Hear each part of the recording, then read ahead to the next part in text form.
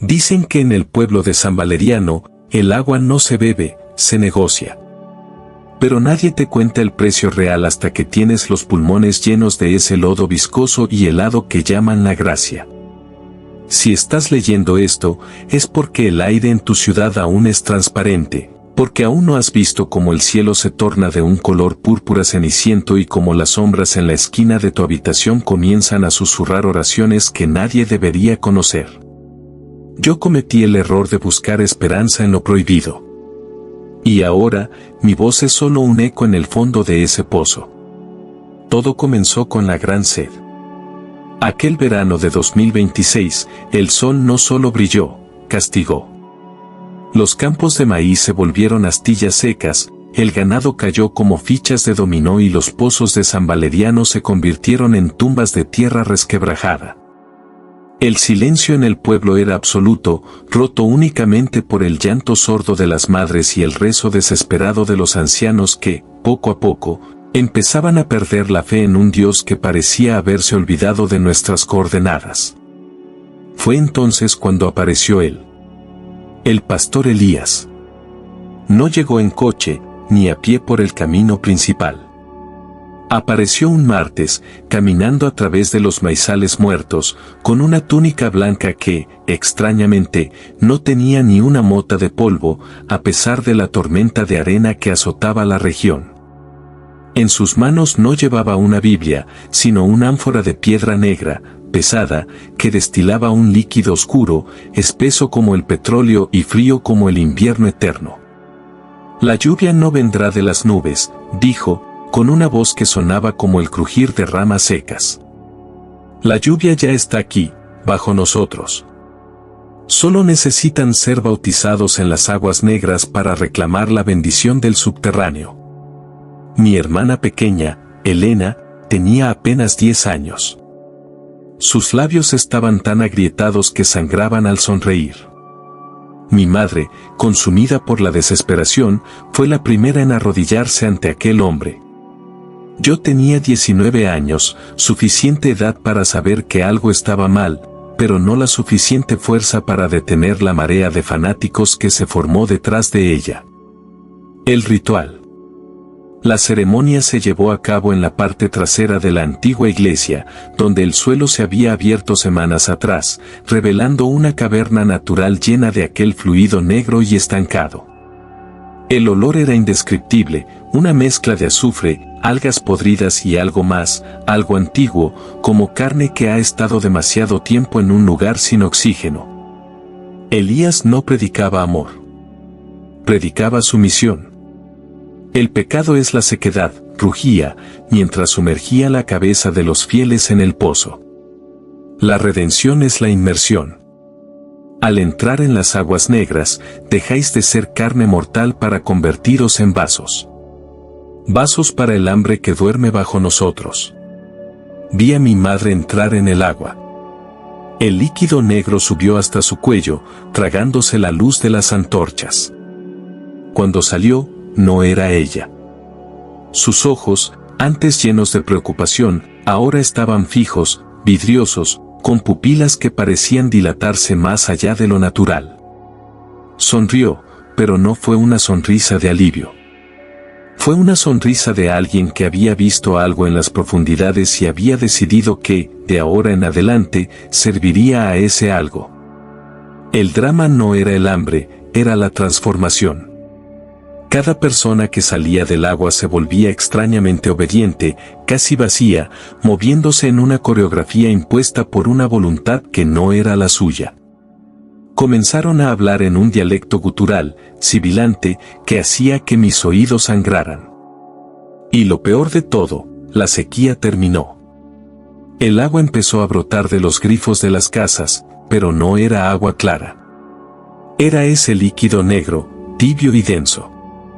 El pueblo se salvó del hambre, pero vendió su alma a un parásito cósmico que se alimentaba de la conciencia humana a través del agua. La revelación del abismo. Durante 3 días, viví escondido en el ático de nuestra casa. Escuchaba los cánticos. Los gritos ocasionales, no de dolor, sino de una alegría aterradora que me helaba la sangre. Elena no había sido bautizada aún. Elías la reservaba para el bautismo de la medianoche, el momento en que, según él, las estrellas se alineaban con el pozo y la entidad que habitaba en el fondo requería un recipiente puro. La curiosidad, o quizás la estupidez humana, me llevó a bajar. Bajé al centro de la caverna, moviéndome entre las sombras, esquivando a los aldeanos que ahora patrullaban las calles como estatuas vivientes, con los ojos hundidos en la oscuridad. Llegué al borde del pozo.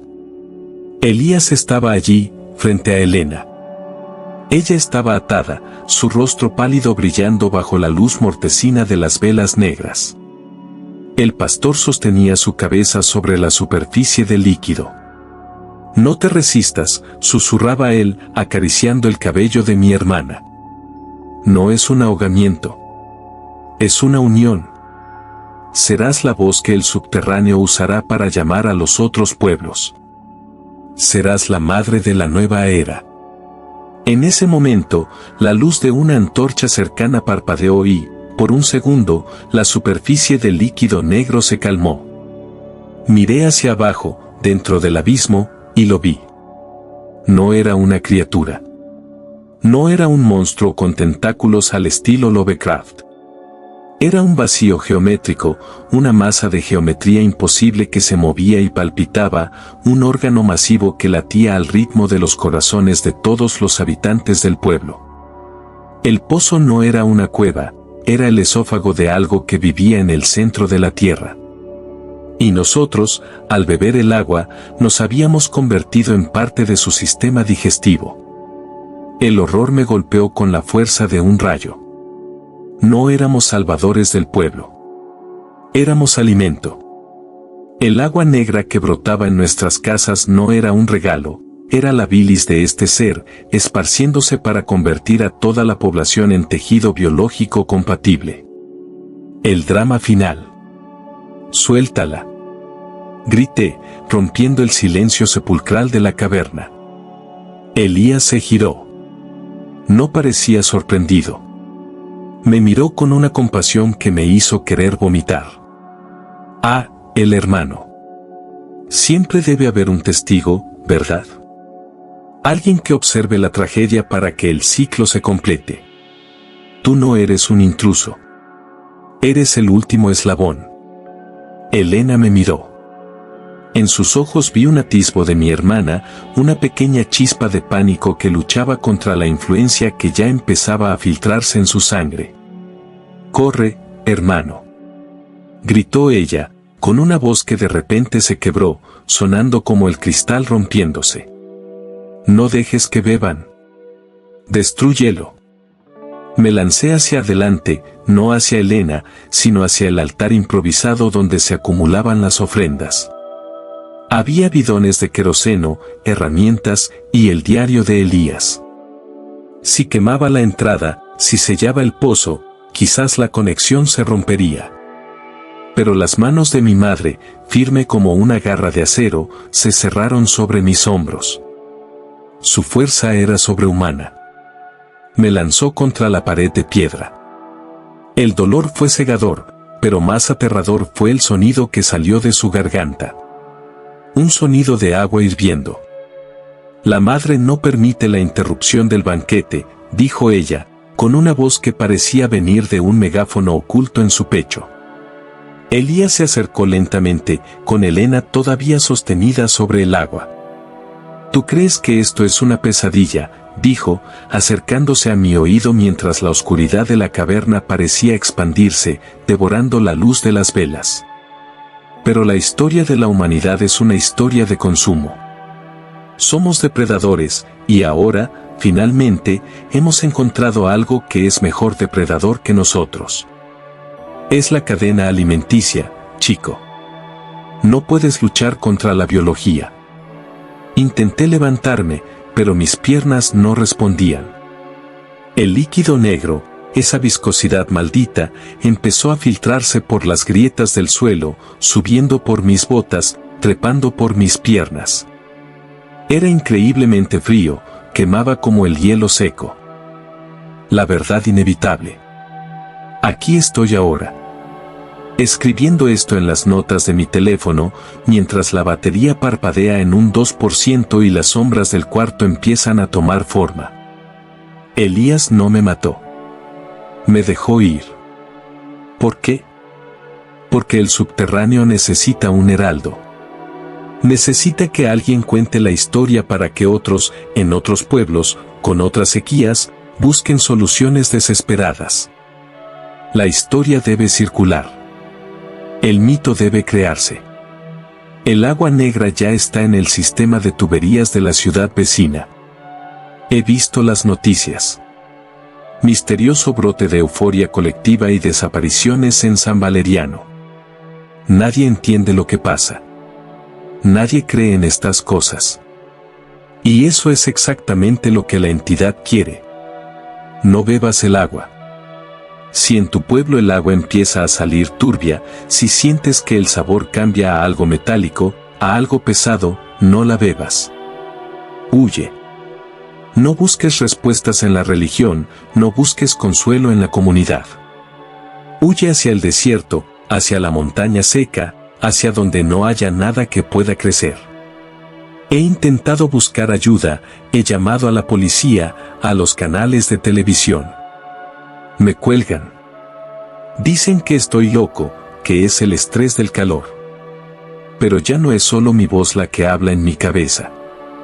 A veces, cuando cierro los ojos, escucho los latidos. Un latido rítmico, profundo, que viene del suelo. Tum tum. Tum tum. Es el pulso del mundo. Y está despertando.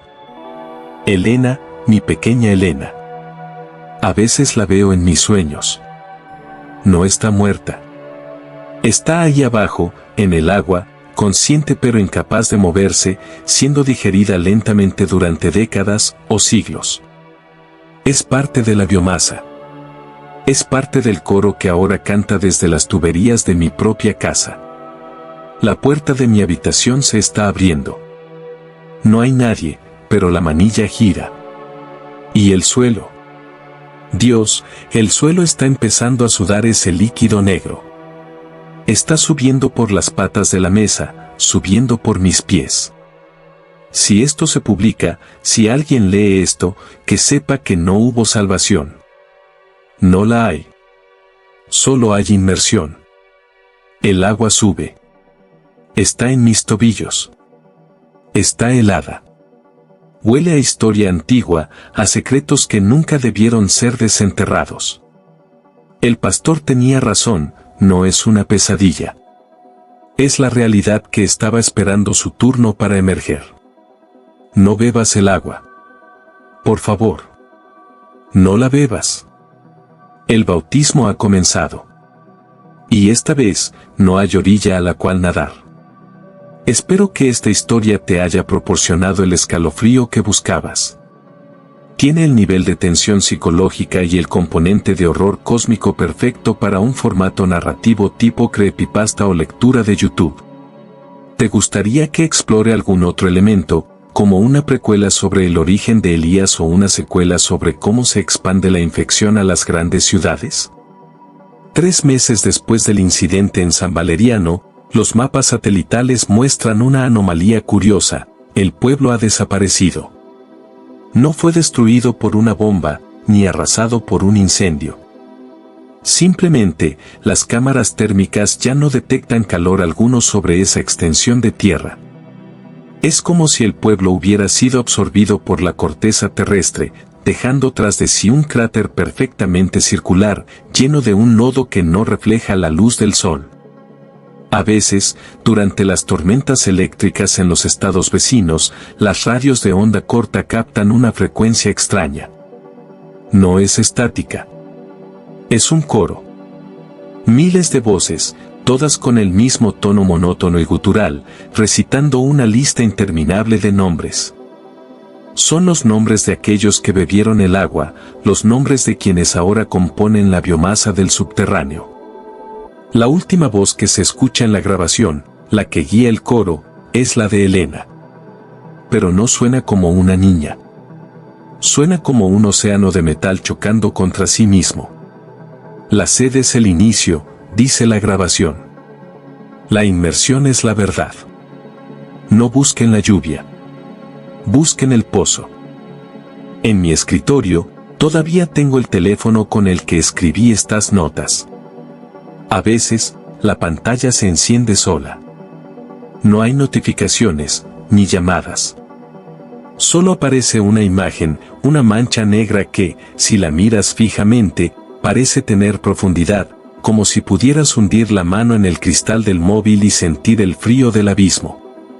Ya no cierro la puerta de mi habitación. Ya no cierro las llaves de paso del agua. Porque he comprendido una verdad que los hombres temen aceptar: lo que vive bajo nosotros no tiene prisa. Tiene toda la eternidad.